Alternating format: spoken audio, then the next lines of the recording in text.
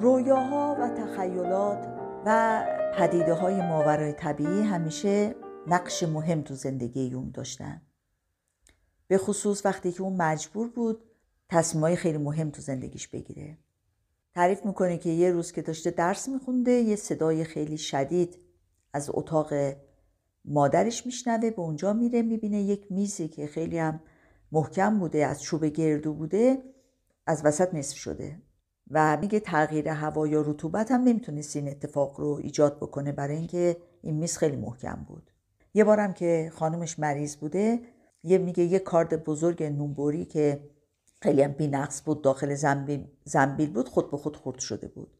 بعد از این اتفاقا او در جلسات احضار روح شرکت میکنه و رساله دکتراشو در مورد رفتار یک دخترک 15 ساله که در جلسات نقش رابط رو بازی میکرده مینویسه و برخلاف توصیه استاداش روانپزشکی رو انتخاب میکنه که ادامه بده و برای همین از شهر بازل که یک شهر کوچک دلگیری بود به شهر زوریخ که در کنار دریاچه است و توسط کوههای آلپ احاطه شده به اونجا میره و تا آخر عمرش در اونجا زندگی میکنه.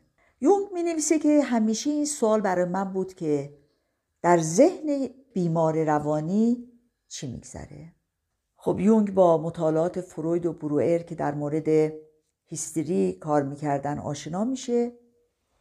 البته کارل یونگ قبلا کتاب هیپنوتیزم فروید رو خونده بود. فروید یک کتابی داشت به اسم هیپنوتیزم که نوشته برنهایم، اونو از زبان فرانسه به آلمانی ترجمه کرده بود که البته فروید برنهایم رو ندیده بود. بعد از اینکه این کتاب چاپ میشه 3 سال بعدش میره برنهایم رو در مارسی ملاقات میکنه.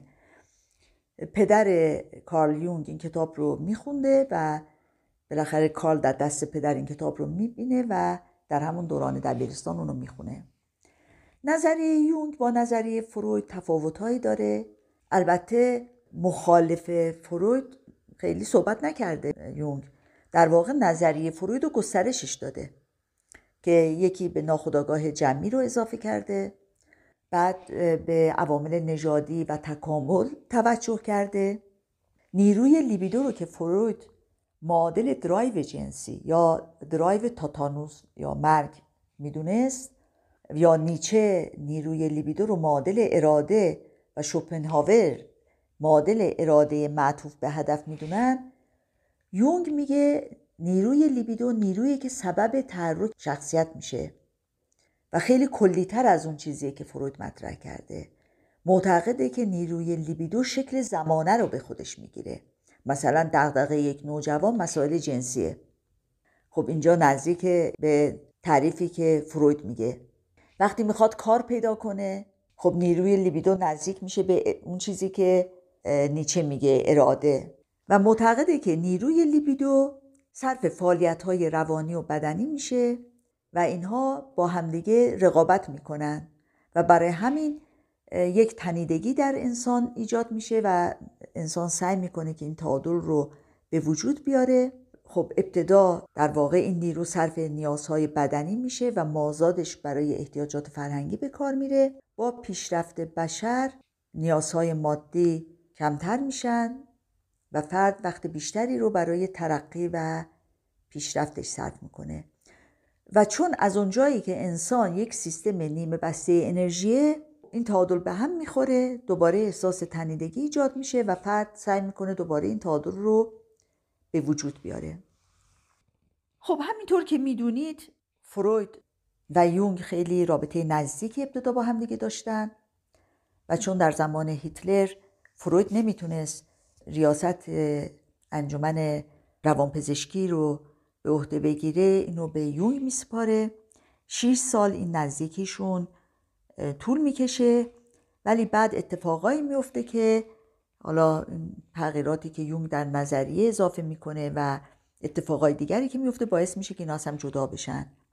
یونگ یک کتابی مینویسه به فروید میده و فروید در جوابش میگه که تمام این کتاب پاسخی به عقده پدر، چون میدونین که فروید تمام عقده ها رو ناشی از عقده اودیپ میدونست و میگه تو میخوای منو جایگزین پدرت بکنی. بعد یک بارم اینا رو به یک سمیناری در آمریکا دعوت کرده بودن و با کشتی اینا به آمریکا میرفتن. یونگ خوابی میبینه، خوابش رو برای فرود تعریف میکنه. انتظار داشته که فرود خیلی شگفت زده بشه از این خواب، ولی خب فرود شگفت زده نمیشه. خوابش این بوده که میگه من وارد یه خونه شدم که اساسی اون خونه و اون خونه مال پدر مادرم بود. در خونه که حرکت میکردم متوجه میشم که یه دری هست که قبلا اون در رو من ندیده بودم. در رو باز میکنم، از پله های خونه پایین میرم که باز اینا رو قبلا ندیده بودم. اونجا وسایل کیمیاگران قرن 13 رو گذاشتن. در اون طبقه 2 دریچه وجود داره، از اونها پایین میرم.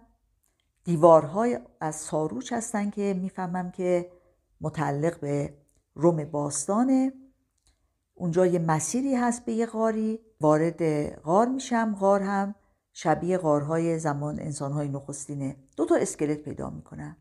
خب انتظار داشته که فروید بگه اوه عجب خوابی. فروید میگه دو نفر از نزدیکات نفرت داری و این نفرت رو سرکوب کردی.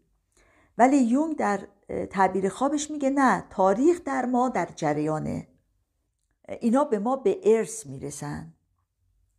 ولی خب فروید میگه سرکوب‌های تمایلات جنسی یا پرخاشگری هستن. خب اینا باعث میشه که یونگ و فروید از همدیگه فاصله بگیرن. بعد از اینکه این رابطه قطع میشه، یونگ دچار بحران روحی میشه. 2 دفتر داشته، یکی دفتر جلدش قرمز بوده، نقاشی‌هایی در اون میکشه که بعداً اونو تفسیر میکنه که به کتاب قرمز معروفه، و یه دفتری داشته که جلدش سیاه بوده، مطالبی مینویسه که به کتاب سیاه معروفه.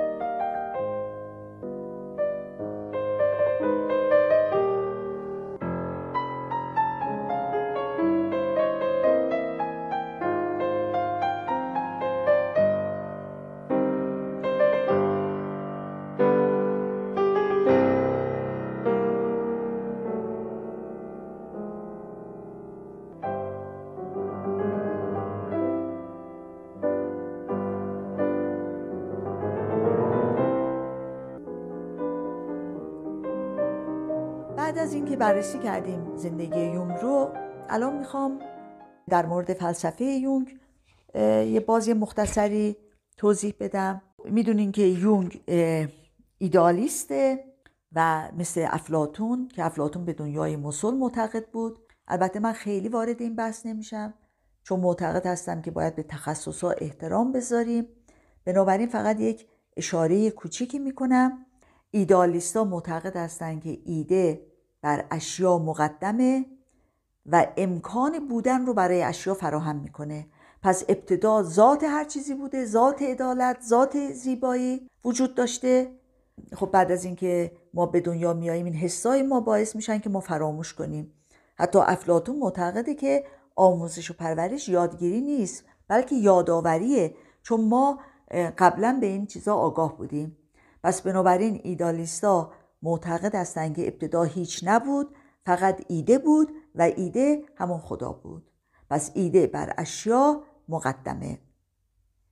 ولی خب در مقابل ایدالیستا ما ماتریالیستا رو داریم و معتقد هستند که هر چیزی که در هستی وجود داره ماده است.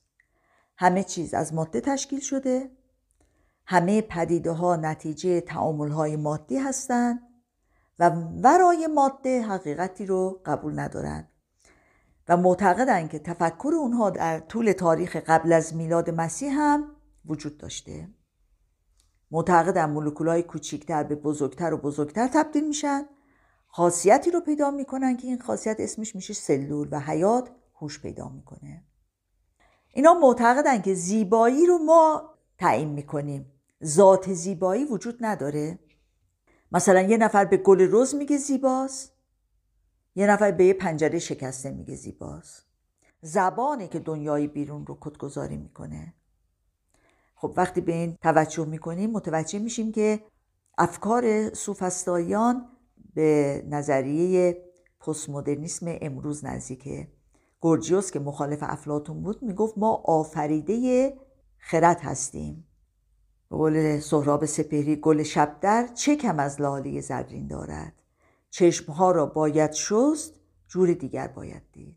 اینا میگن که ما هم از همون اول مثلا یه پنجره شکسته رو میذاشیم تو موزه، دورش جمع میشدیم، خب اونو زیبا میدیدیم. خب برای این اساس CBT دیدگاه ماتریالیستیه، برای اینکه میخواد زبان فرد رو تغییر بده.